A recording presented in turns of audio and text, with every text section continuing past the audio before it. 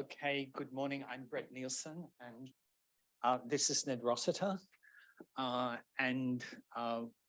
We're talking about research about the digital free trade zone run by Alibaba on the fringes of Kuala Lumpur Airport in Malaysia. It's part of a wider project which also looks at Australia and Germany, warehousing, and Liam McGee, who's in the corner here, is also part of the project, so may be able to come in later on. This is like an artist's impression of the site. It's a big warehousing site, 3 phases. You know, I think it's interesting how you've got airplanes rather than trucks kind of backing into this warehouse space. So it's handling air cargo, obviously, but it also sort of registers the kind of continental scale of this project and how it's looking to shift e-commerce operations in Southeast Asia. Which is relevant for the topic of Amazon effects, because Southeast Asia has been a kind of theater of competition between US and Chinese e-commerce. We haven't been able to visit the site because of the pandemic, but I did visit in 2019, and this is not working. But yeah, I mean, Jake can just scroll through to the other shots. Just get to the last one. These are just to give people an idea of what it looked like in 2019. There's a piece that I wrote that's been circulated, but since that time, the entity of Alibaba has changed. So in late March this year, the demerger, the breakup of Alibaba was announced officially. So we face a situation where our research object, which is, you know, Alibaba logistics, is this kind of impossible object. It doesn't exist anymore because Alibaba has been split into 6 different entities: cloud intelligence, e-commerce in China, local life, international digital business, Sinow, and big entertainment. So the branches of Alibaba in its, well, these will all be organized underneath a holdings company. And if you look at the corporate operatives involved on the boards of each of these companies, they overlap. I mean, it's the same people running Alibaba. They've just moved into this new kind of corporate structure. And so how do we read this phenomena? It's really relevant to our topic in the geopolitics of automation project. I mean, there's certainly pressures across many states on, let's say, platform companies or big tech, I think is the way to put it. It's not only in China, it's certainly in the US. I mean, think of the tensions between Trump and Bezos, for instance. Think of the way that Zuckerberg, when he goes in front of the US Senate, says things like, please don't regulate us, because if you regulate us, you'll stifle our capacity for innovation and China will get ahead. You know, this is a kind of predominant narrative in the US. In the EU, there was a report released, I think last week, by a Dutch organization, SOMO, which is the Center for Research on Multinational Corporations in the Netherlands, called Amazon's European chokehold. And the conclusion of this report is that EU authorities need to mobilize antitrust laws in order to break up Amazon. You know, so this idea that these companies have to be broken up it's not merely a Chinese idea. But the temptation is to say, everyone wants to do this, but China is the one that's been able to do it because China has this kind of strong, centralized political power that doesn't exist in these other contexts. So we want to kind of brush against this kind of narrative, which I associate very much with the notion of state capitalism, a particular kind of capitalism that exists in countries with authoritarian governments, to put it in inadequate terms, and to think about the kind of commonalities across different spaces. And this is something I've been doing in a wider context, thinking through the concept of political capitalism, which was certainly a concept introduced by Max Weber, but has always had this kind of flavor to it, that it's some kind of distortion of capitalism as it would otherwise operate according to optimal market conditions. The discourse of political capitalism is certainly very present in the discussion of the Russian economy. If you look at the works of Vladimir Shenko, who I think is one of the most interesting writers writing about the Ukraine war, he really thinks about that war as a kind of tension between political capital, you know, invested in the Donbass and places like this, industrial, fossil-fueled, and transnational capital as exists in Kiev, you know, informatic, and so forth. It's present in the Chinese-US kind of discourse. So the Italian writer Alessandro Arezzo, for instance, has a book called, forget what it's called, Dominio di Capitalismo Politico or something like this, which really looks at this across China and the US.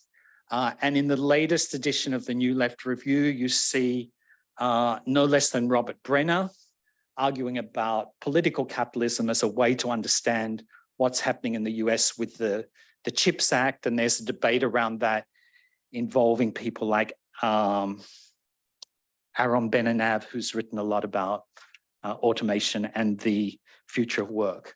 So, but this discourse is confined to like the big continental states, what Arrighi called continental states.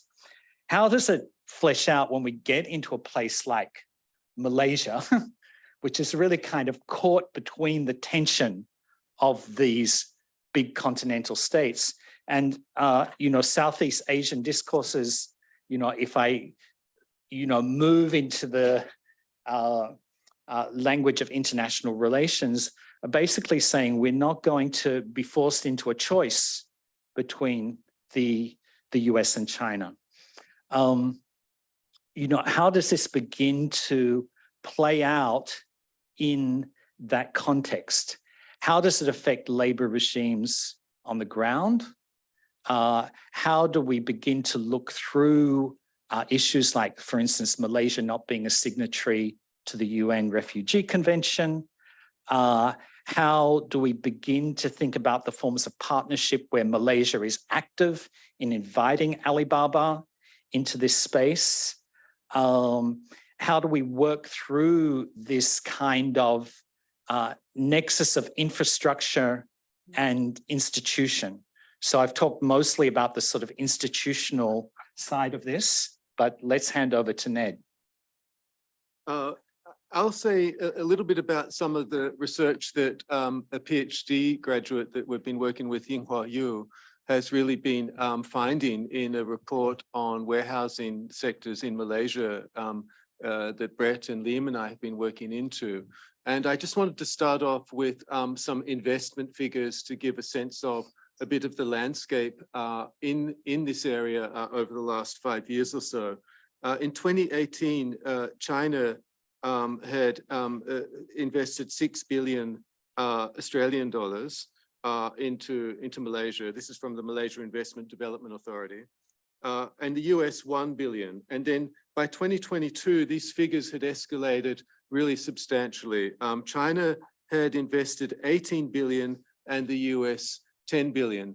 there are various sort of other kind of anomalies across those years. I guess that was 2022. Noticeably in 2021, like peak COVID, if you like, supply chain kind of chaos everywhere. The Netherlands really kicked in then with 24 billion, bigger than anyone else, bigger than Ben-Hur type thing. There are other kind of regional players that are worth noting as well, and how to make sense of them, I have no idea. But Indonesia, for instance, in 2018 invested 8 billion. This gives a sense, I think, of the kind of significance of this region for global politics.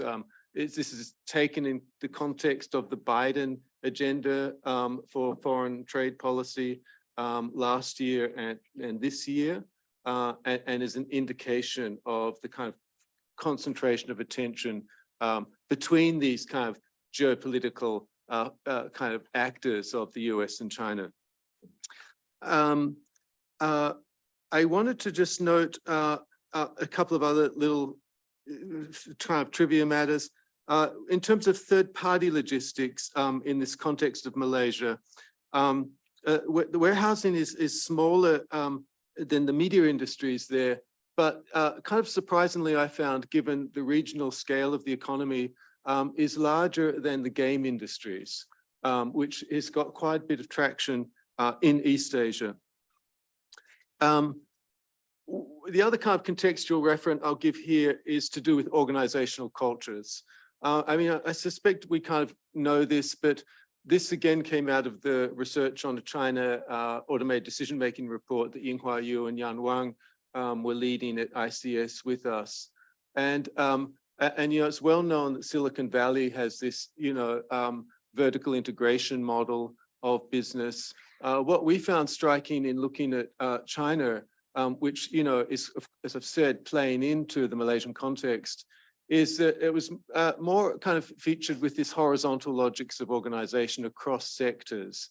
And I think the important thing to note there, our sort of hunch was that underscoring this was a sort of social practice of Guangxi.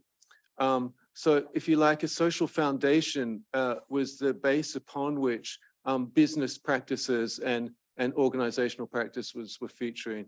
And as a result, there's a sort of different kind of temporality of development that goes on with those transversal modes of connection in R&D within automation technologies. And I think it's some way of accounting for the rapid uptake and intensification of automation technologies across a range of sectors. Agriculture is particularly interesting to look at.